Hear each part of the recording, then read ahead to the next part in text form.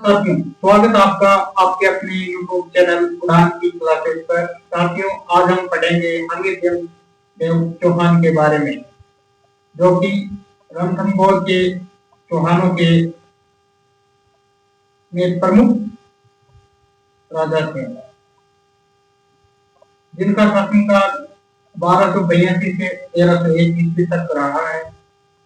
ये रणथंभौर शासक जयकर सिंह के पुत्र थे। 1282 में इनका राज्याभिषेक होता है और वह अपने आसपास के राज्य कोटा, बारा, बूंदी आदि को दिग्विजय की नीति के द्वारा प्राप्त करते हैं और अपना राज्य विस्तार करते हैं। यह शासक हमीरदेव चौहान हठीले प्रवृत्ति के शासक थे, यानी जो सोच लेते थे वो करते थे, यानी इनमें एक हट का गुण था। इनके समय में दिल्ली में जलालुद्दीन खिलजी का शासन था।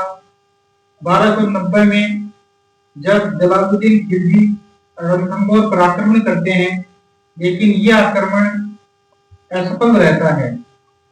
इस असफल आक्रमण के बाद जलालुद्दीन खिलजी रुष्ट होकर बोलता है कि रणथंभौर दुर्ग के बारे में बोलता है कि ऐसे 10 दुर्गों को मैं मुसलमान के एक बाल के बराबर नहीं समझता, और वह ऐसा बोलकर दिल्ली की ओर चला जाता है।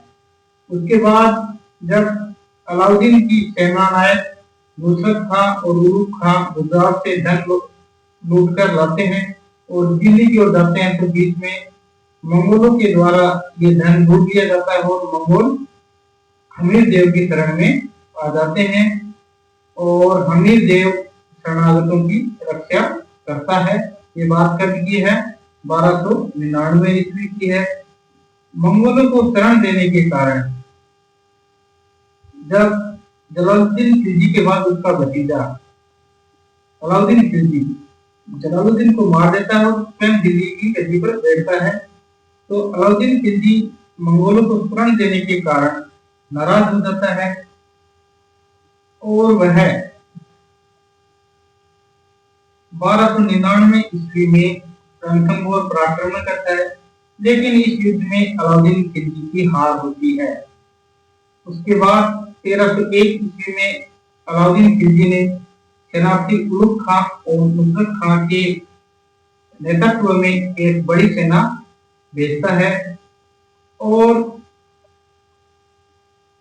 लगभग 1 साल का घेरा डालने के बाद अलाउद्दीन खिलजी की सेना को सफलता नहीं मिलती है और इस युद्ध में उनके महत्वपूर्ण सेनानायक नुसरत खां मारा जाता है। जब अलाउद्दीन की सेना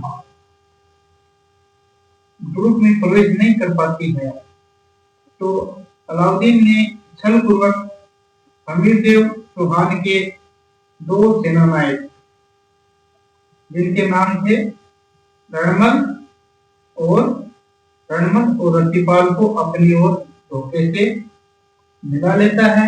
जब युद्ध का दिन आता है तो रणमल और रतिपाल जब अलाउद्दीन खिलजी से मिल जाते हैं, तो ये दोनों दुर्ग का दरवाजा खोल देते हैं, जिसके कारण अलाउद्दीन की सेना दुर्ग के अंदर प्रवेश कर जाती है। जब तक हमीरदेव चौहान ये बात समझते हैं, तब तक सेना दुर्ग में प्रवेश कर चुकी होती है। तब हमीरदेव चौहान की पत्नी रंगादेवी के नेतृत्व में दोहर किया जाता है, क्योंकि हमीरदेव चौहान की सेना हार चुकी होती है। ये जो दोहर होता है वो राजस्थान का पहला शाखा होता है और पहला दोहर होता है, जो कि 1301 ईस्वी में होता है।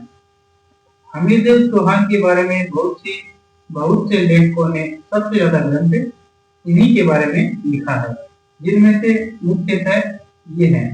हमीर महाकाव्य नैनचंद्र सूरी के द्वारा लिखा गया है, हमीर राष्ट्र जोधराज के द्वारा लिखा गया है और हमीर हट चंद्रशेखर के द्वारा लिखा गया है।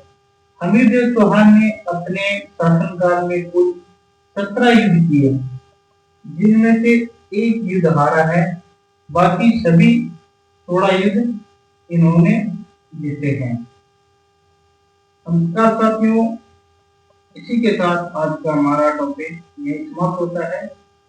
मिलते हैं अगले सत्र में।